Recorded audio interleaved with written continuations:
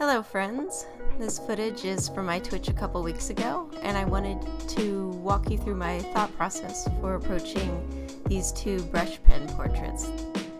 I start off with a quick light sketch to get the basic shapes down on paper, making particular note of the jawline and locations of features such as the eyes, nose, and mouth. I don't always start with a pencil drawing, but since these are portraits, I was more concerned with being accurate to the reference photo. After finishing the drawing, I lighten it with an eraser so the lines won't distract in the final piece. In these drawings, I work from light to dark, starting with a Kuretake brush pen in light gray.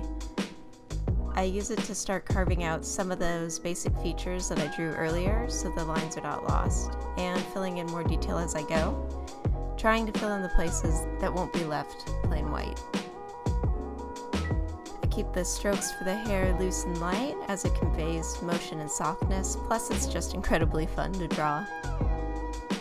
The stripes on the shirt were tricky, so I started off light and loose. I wanted to capture the suggestion, not necessarily in detail, of what the stripes in the shirt were doing, because the contrast of the shirt easily distract and overwhelm from the rest of the picture. So I approached it cautiously and built up layers. For the next layer, I used the same style brush pen, but in dark gray, and I start to focus more on refining the shapes with this darker layer, while still filling the areas that need to be deepened. I start with the hair because, honestly, hair and fur textures are so satisfying to draw, even when the drawing isn't working out right. Then I go into refining shapes of the eyes and nose before working out to the rest of the face. Once the eyes start to fill in, the face starts to feel alive to me. And that helps me keep pushing past this awkward in-between phase. After those initial lines, I go back and start to fill in spaces that need to be deepened more, again starting with the hair because, yeah, you know why. This black pen is a Faber-Castell Pit in a pizzle chip. Oh, in a chisel tip. Okay, there we go. And it's also my current favorite drawing pen. The chisel-shaped felt tip allows for a lot of line variation and satisfying bold strokes, while still allowing a lot of finer detail with the point. I use this pen to deepen the most important lines and add details. The final result is very graphical and stylized because of the bold lines and high contrast. When doing the final drawing layer, I don't have a set plan, but usually go with what feels right based on how the drawing was built up. It's important to stay loose, especially on this final layer, and if you're having fun, then you're probably going in the right direction. The drawing didn't feel quite finished, and because I'm a sucker for color, I went ahead and added in one layer of a soft peach to finish the drawing.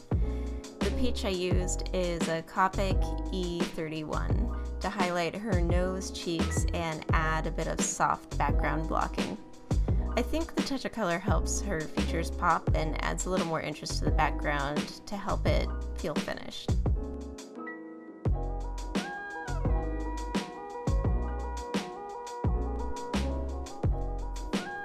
For the second face, I go in straight with a light Copic gray. I think that's an N0, and I favor the chisel tip side of the marker as opposed to the brush side. I start by carving out the location of her eyes before moving down to the nose and filling out the jawline.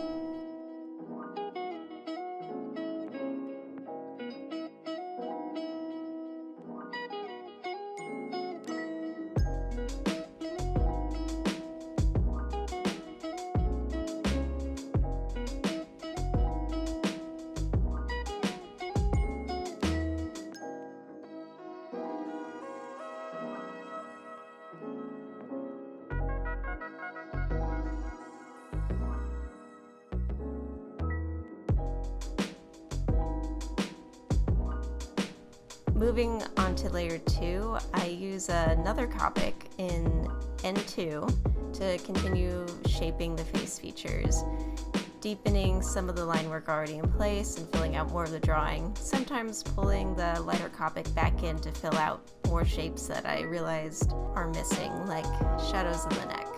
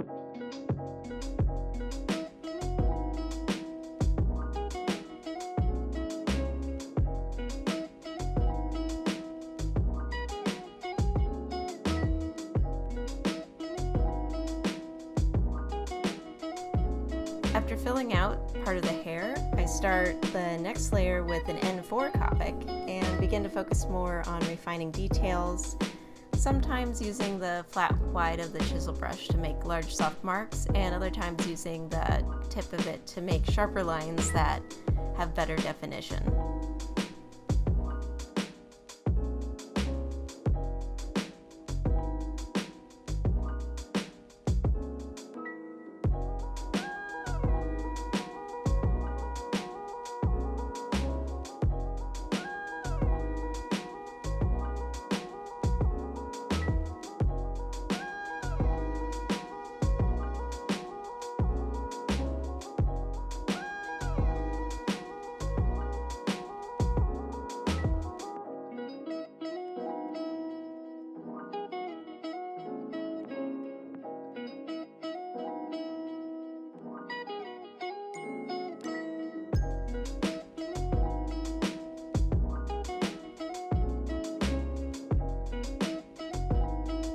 After that, it's time to go back in with the same black Faber-Castell Pitt pen and finalize the line work.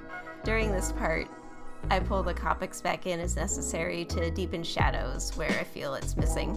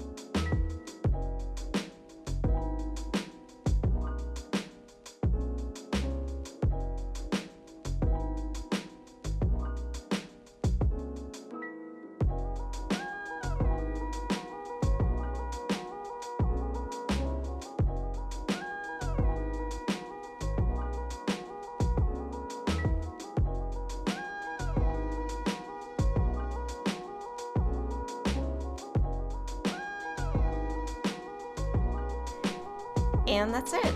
Thank you for joining me through this process, and I hope it was helpful or at least interesting for you. there's any questions you have or anything I didn't explain that you'd like to hear more about, please let me know in the comments. If I can, I will address your question in the next video. Thank you for hanging out with me, and I hope to see you next time.